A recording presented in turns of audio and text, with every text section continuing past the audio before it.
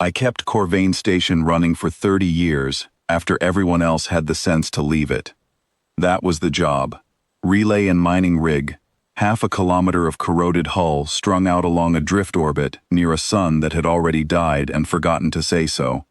The company sent crews out in 5-year rotations to strip whatever ore was left in the lower galleries, and every rotation left faster than the last one. I stayed because somebody had to keep the reactor humming and the air scrubbers turning, and because I had stopped being the kind of person who left things half-finished a long time before Corvane ever needed me. The final decommission order came through 11 months ago. One more sweep, salvage what's worth hauling, then let the whole rig go dark and drift. I was doing that sweep, flashlight in one hand, inventory slate in the other, walking a maintenance corridor nobody had opened in a decade, when I heard breathing that wasn't mine. She was wedged into a coolant shaft behind a service grate, knees against her chest, skin the color of ash under frost, eyes too big for her face and fixed on me, like she'd already decided which way she'd run, if running was still a thing that worked. Small. A worn jumpsuit 3 sizes too big, cinched at the waist with wire. No papers, no beacon, nothing that said where she'd come from, except that the mining crew's manifest, when I checked it later, listed no children at all. I didn't reach for her. I put my light down where it wouldn't catch her eyes, sat back on my heels, and waited. It took the better part of an hour before she uncurled enough to take the water canteen I set on the deck between us and drink from it herself, both hands shaking around the cap. I called her Isk, because that was the sound she made when I asked her name, twice, and it was close enough for both of us to agree on. I carried her back to my quarters, wrapped in my own jacket, because the corridor gauge read 4 degrees above freezing, and she was shaking hard enough that her teeth clicked. She wouldn't eat that first night. Just watch the ration bar the way you'd watch something you weren't sure was a trick. It took 3 more days before she'd sit close enough for me to see the old burn scarring along one forearm, half-healed and never treated, and I stopped asking myself what her crew had been running from, and started understanding I already knew the shape of the answer, if not the details. I told myself I'd log her as a stowaway, and let the rescue shuttle sort it out when it came for the last of the crew. That was the sensible plan for about 4 days. On the 5th day, the salvage team the company sent to strip the lower galleries cut into a seam nobody had touched since the mining crew fled it 11 months back. The seam they'd fled, I understood later, not because the ore ran out, but because something in it had started moving. The Katir don't have a face you'd recognize as one. What I saw, the first time the lower deck cameras caught movement, was a mass the color of old copper, flowing along a corridor ceiling, the way water flows uphill when it wants to, testing every seam and vent for warmth. They'd been dormant a long time, decades, maybe longer than Corvane had been crewed at all, nested in the cold rock the station was built into, waking only when something cut deep enough to disturb them. The old mining crew hadn't left because they were cowards. They'd left because 3 of their own didn't make it back from the galleries, and nobody who saw what came back in their place ever wanted a second look. The new crew didn't know that. Their captain, a company man named Doran Ash, with a manifest and a schedule and no patience for either, wrote the vibration alerts off as settling rock and kept his people cutting. I didn't have that luxury. I had 30 years of knowing this station's bones, which corridors held pressure, which vents led where, which sections still had power, and which had been dead since before I arrived. And I had a small girl who flinched at every groan the hull made, sleeping in the crawl space behind my quarters, because it was the only place on Corvane that still felt like it had walls that meant something.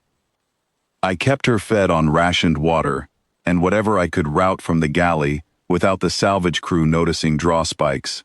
I kept her warm with a wool wrap I'd had since the 2nd rotation, older than she was by a wide margin. I kept the maintenance logs quiet about the extra life support load, and I kept listening to the lower decks, because I'd learned a long time ago that a station tells you the truth before any of the people running it will. She learned the station faster than I expected. By the third night, she knew which panels in the crawlspace rattled when the reactor cycled, and which ones didn't. And she'd tap 2 fingers against the quiet ones when she wanted my attention instead of speaking, because speaking still cost her something I never asked about. I taught her the sound the air scrubbers made when they were healthy, low, and even, so she'd know the difference if it ever changed. She taught me, without meaning to, that a person could go quiet as a survival skill and still not be broken by it. Just careful, the way you're careful with a joint that's been dislocated once and remembers. By the 9th day, the Katir had reached the mid-deck relay junctions, and 2 of Ash's crew didn't answer their check-in. Ash called an evacuation.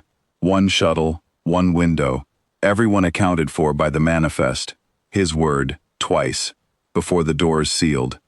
I stood in his cramped command alcove with Isk's hand wrapped in mine and told him she was coming too. He looked at her the way you look at a line item that doesn't reconcile.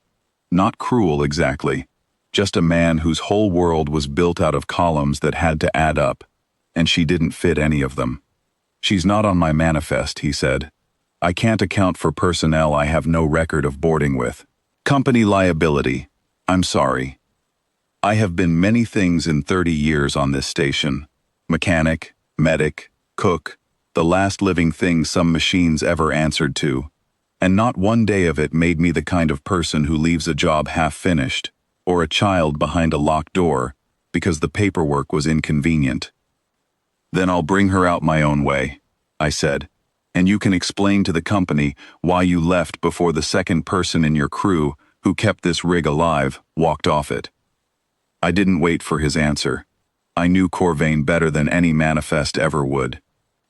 There was a route, an old EVA maintenance tunnel that ran outside the pressurized hull entirely, sealed since before my first rotation, that came up 100 meters from the shuttle pad on the far side of the ridge the Kathir hadn't reached yet. I'd walked it exactly twice in 30 years, both times to fix something nobody else could reach. I strapped Isk into a spare suit 3 sizes too big for her, the way her jumpsuit always had been, cinched it tight, and told her to hold onto my glove and not let go, no matter what she heard through the hull. She didn't let go. The tunnel had no lights of its own anymore, just the twin beams off our helmets crossing over scarred rock, and twice I had to stop and put my palm flat against the wall to feel for a vibration that shouldn't have been there and wasn't. Not yet. Something moved in the deep rock a level below us partway through. A slow, shifting weight like a held breath let out over a long count, and Isk's glove tightened hard enough around mine that I felt it through 2 layers of suit. I didn't tell her to be brave. I just kept walking at the same pace, because I'd learned 30 years ago that panic is contagious, and so is calm, and I intended for her to catch the second one from me.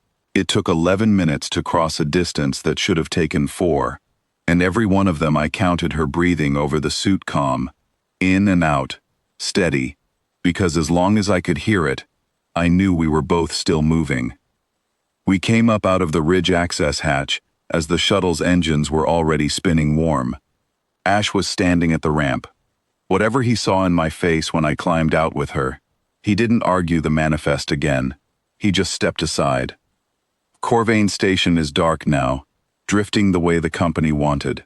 Whatever's nested in its lower decks, left alone in the cold to sleep or not sleep as it pleases. I don't work rotations anymore. I have a smaller set of rooms these days, dirt side, with a window that shows weather instead of stars, and a girl who stopped flinching at sounds the walls make, because these walls don't make many. She still keeps that old wool wrap folded at the end of her bed. I never asked her to. I think she likes knowing it's there, the same way I like knowing, most nights now, that I'm not the last living thing listening in an empty station for the sound of someone else breathing. I was 30 years used to being the only one who noticed when something needed keeping. I'm glad, in the end, I noticed her.